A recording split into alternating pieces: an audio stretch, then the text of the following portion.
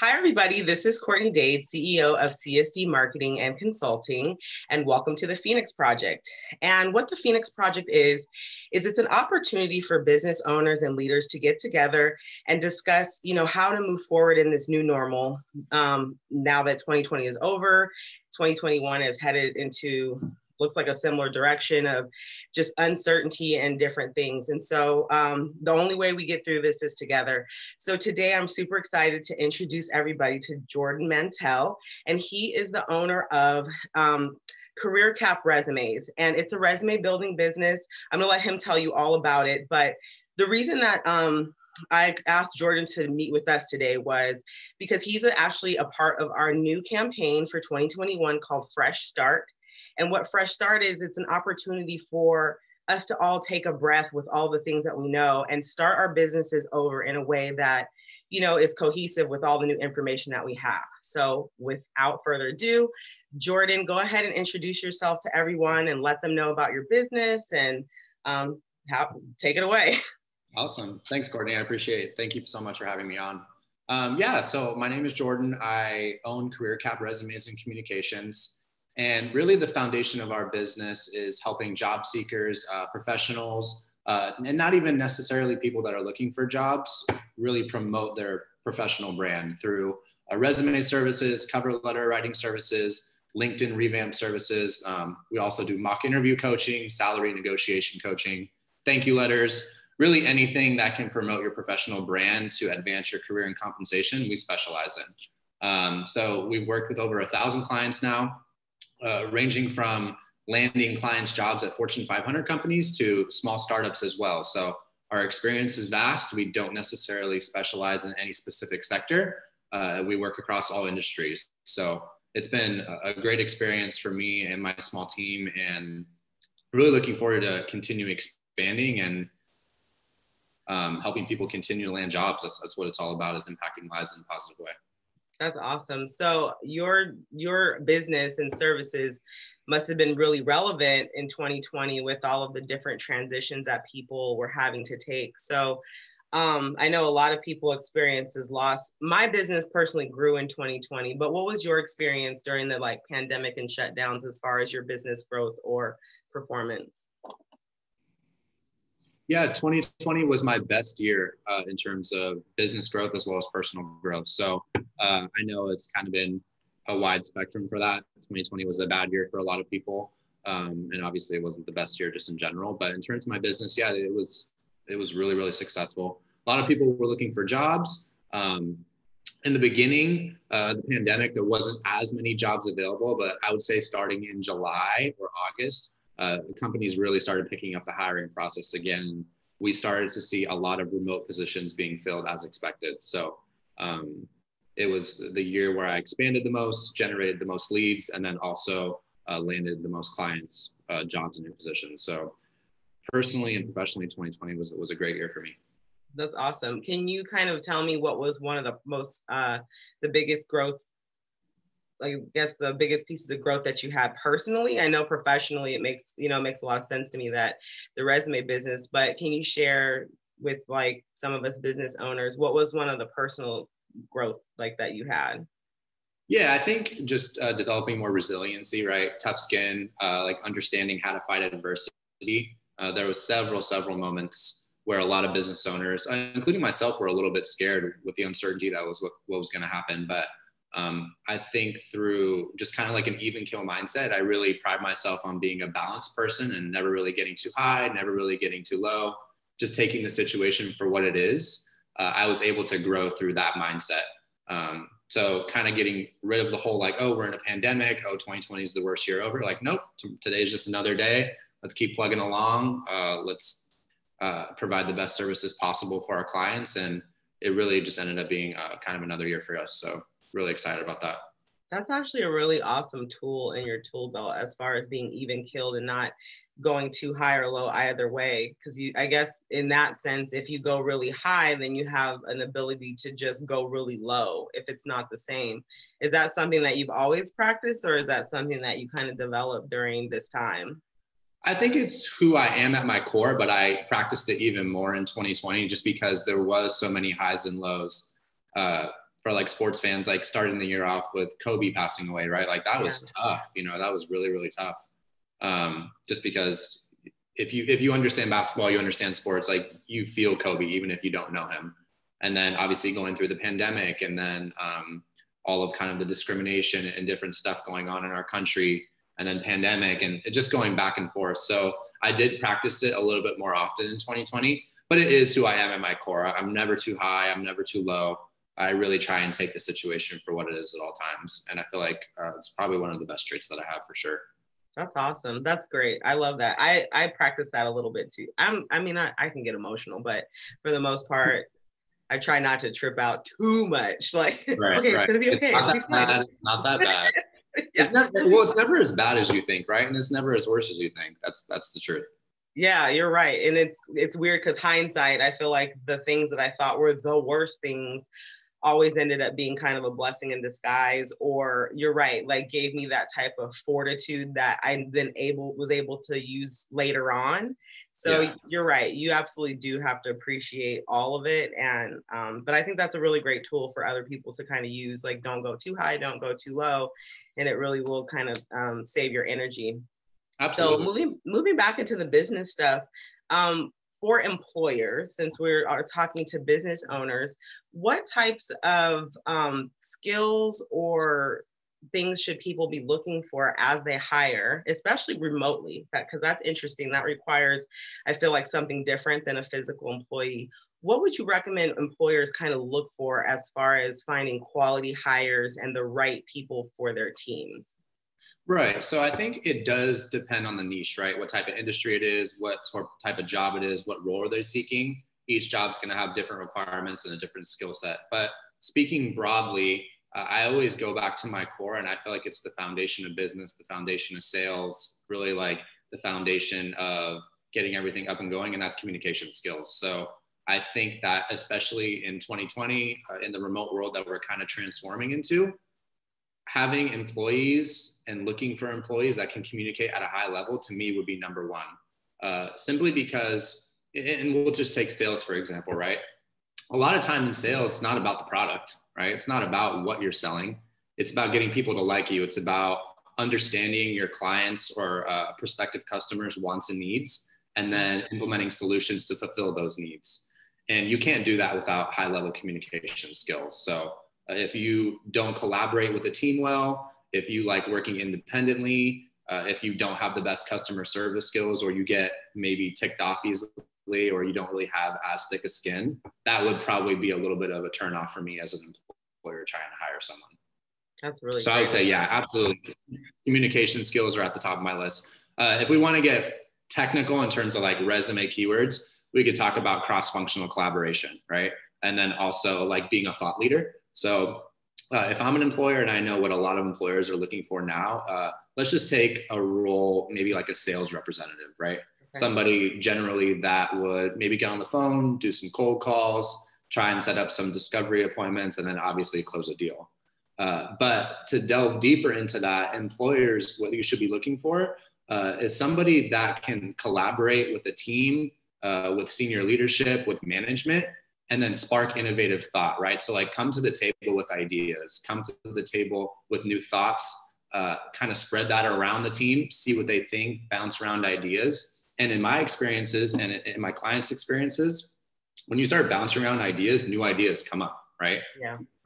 And then we can talk about the results of all that, but it's kind of self-explanatory, right? Increase in business operations, revenue, whatever the case is.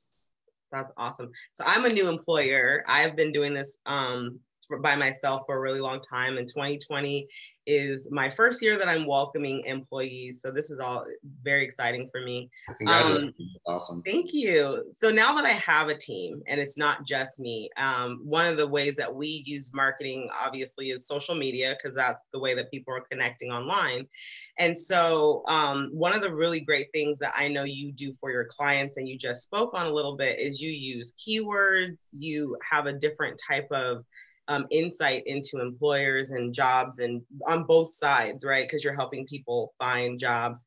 So we've actually partnered to create a LinkedIn profile audit revamp sort of thing. That's not something that you normally offer, but it definitely ties into what my clientele or my community needs, as well as, people's people's LinkedIn is very important in the business world. But with that being said, can you kind of speak on the power of a great profile, and also the reasons why it's not just about like a company description or the CEO or leader, but why it needs to be like everybody has to have a great profile? Yeah, absolutely. So I think LinkedIn is such a powerful resource in the sense that, number one, for people that are looking for new jobs, you can land a new job on LinkedIn. I have clients that have recruiters, CEOs, HR leaders reaching out to them all the time because their profile is elite. Number two, there's jobs posted on LinkedIn as well. So if you're applying for a job on LinkedIn, you bet your butt that that company is going to look at your LinkedIn. So kind of in terms of getting a new role, it's really important, obviously, that your LinkedIn's revamped. Now, if you have a job or for a company and kind of let's take your situation, for example, you as the CEO and then your team, it's really important to have your LinkedIn's revamped and attractive because you never know who's looking, right? You might have a new partnership, new clients. They might look you up on LinkedIn and maybe they just had like a really great call with you and they're going to use your service. And then they look at your LinkedIn and they're like, oh, well, it's just a 2-line description and they've had 10 jobs in the past 10 years. I have no idea what they do. Maybe you lose that client because your LinkedIn isn't elite or attractive. That's a little bit extreme, but the point I'm trying to make is you want to have your professional brand elevated at all times. And your LinkedIn is really at the top of that list, especially if you're not looking for a job. So really, it's less about describing what you do on the daily, because if I told you what I did every day, you'd be bored to tears. Okay, I woke up at 7, I brushed my teeth, I ate breakfast, I did a couple resumes, and now I'm doing an interview with you. It's like, okay, who cares? But what's the impact of that, right? So instead of saying, cold called 22 clients a day, met with senior leadership, attended meetings, like as a sales representative, you want to get metrics in there. You want to demonstrate action, impact. So how many sales did you close each year? What was your annual revenue? What was your percent of quota? What awards did you have? Because any prospective client or partner or future employer, they're smart. They look at resumes and LinkedIn's all the time, and they want to see actionable insight. That's what I always tell my clients, actionable insight. So that's super important. Yeah, I love that. And it was interesting because when we kind of first started talking, I was like, I don't know how this partnership would work. And then very quickly, I started kind of being thrust, and I say being because I'm kind of I don't love networking. So I was kind of thrust into this like networking opportunity where I just felt like people were reaching out and they always wanted to connect on LinkedIn, right? So if I met someone even in like a group or a mastermind, because everything's virtual right now, or there was a Zoom or something that we had that was in common, they'd always say, oh, give me your LinkedIn. And I'm like, oh no, I don't even know if I want to give it to you right now. I don't know the last time. Yeah, like, don't you just like me? Like, do you want to read all that? Yeah, seriously. Yeah, and then also again, because now I do have a team, and it's just a lot different. The way that my LinkedIn reads, you're right, it has to read like a marketing piece because people don't care as much about how I got there. It's great to see the CV and the experience, but like the core description, I definitely am excited that we all signed up for your service to have that revised, because I'm like, yeah, when we started talking, I was just like, I'm not even close. And then for me as an employer, as the CEO and the representative of this business, as I look to attract other talent, as I look to attract other partners, vendors, clients, I think it's important for those things to reflect on the resume in a different way. So yes, I definitely feel like this is important for all business owners to look into and, get the service. I do have a really random question. How did you get started doing this? Like, hey, I wouldn't. Your question's about as random as it started. So I've really only been in the professional, I guess I've only been a professional for maybe a year and a half now, because I'm also a full-time speech language pathologist. So I went to grad school at SDSU. And during our last semester of grad school for my master's program, we had to start creating our resumes, right? Start applying to either hospitals or school districts, whatever the case is, wherever speech therapists work. And I got a lot of compliments on my resume. It wasn't any, looking back on what I did compared to, the skill set that I've developed now, it's a little bit of embarrassing, honestly, but I got some compliments on my resume. And I think at my core, I'm very big on side hustles and just taking on a lot of different jobs, for personal growth, professional growth, net worth, whatever the case is. So I actually put out an ad, just one ad on Craigslist in San Diego. And I got a couple of hits. The first clients really didn't like the resume. I did a terrible job. It was a nightmare, but I stuck with it. And then I started getting better and better, started redoing mine and practicing on mine. And then really, I guess December of 2019, I expanded to about 5 cities on Craigslist. And then really February of 2020, I'm in 15 now. Nice. So all of 2020, I was in 15 cities on Craigslist. So yeah, it's been great. But yeah, very random, just one ad on Craigslist, just taking a chance. That's awesome. To have just an idea spark. And then, I love the way you said that the first 2 were horrible, but that you stuck with it. So they were anybody inspired by it not being perfect, Jordan's letting you know how to make it happen. For sure. Yeah, so Craigslist, is that your biggest source? Because that's interesting. People don't really talk about that much anymore. No, it's funny, some of the calls I get. You have to be able to take the highs and lows of Craigslist. But yeah, Craigslist is my main source. I'd say it brings in about 80 to 90% of my business every month. And then I also am starting to get a good amount of referrals as well. So kind of like you, I'm trying my hardest to expand so that it's not all labor induced on my end. Starting to develop a little bit of a Google presence and get a little bit of a campaign going to get some SEO going on Google and websites so that not everything is coming from Craigslist. But yeah, you'll get some random calls I have people ask me, write them letters for, child support and random things like discrimination letters and just random stuff. And then you'll get a lot of clients that will be like, oh yeah, I want to work with you. And then it comes down to payment time and they're like, oh, well, it's Craigslist. Like, I don't know if I want to send money to someone on Craigslist. Like, why are you looking on Craigslist then? Yeah. Good point. Why are you looking for it if you don't want to pay for it? Yeah, so, but there's definitely a niche on there for sure. Like Craigslist I love Craigslist. That's cool. I mean, I think it's great because it doesn't feel like that would be super crowded because nobody talks about Craigslist. So I love that you kind of cracked that code for your business. Yeah, yes, it's been good. Yeah. So I have 2 more questions, but the last question that I have is, so now that you've had a full year of this and we've all kind of like gone through this, the world has changed around us. What is one piece of advice that you have for business owners out there, whether it be a personal piece that you've learned or something professionally that you've learned or something that's within your area of expertise? If you had like a final thought that you had for business owners as we navigate through, 2021, kind of adjusting to life, what would that be? I think 2 come to mind. First one is more personally and just within yourself. It's push yourself. Push yourself, push yourself, push yourself. So I know it sounds a little bit redundant or cliche, but throughout this year, I feel like I've just really pushed my limits. And once I get to for example, like a certain amount of leads, like, oh no, that's all I can handle. And it's like, oh no, then you get 20 more leads and then you find out you can handle that. And then you get 20 more and you find out you can handle that. So your limits are never what you think because humans, we're meant to adapt, right? Like that's an innate gene that we have in our everyday life and our professional life. So never limit yourself in terms of, okay, I can only do this much. And then that's really gonna be my max, because once you hit that max, you're gonna realize, well, no, that wasn't my max. I'm good. Like I can keep going.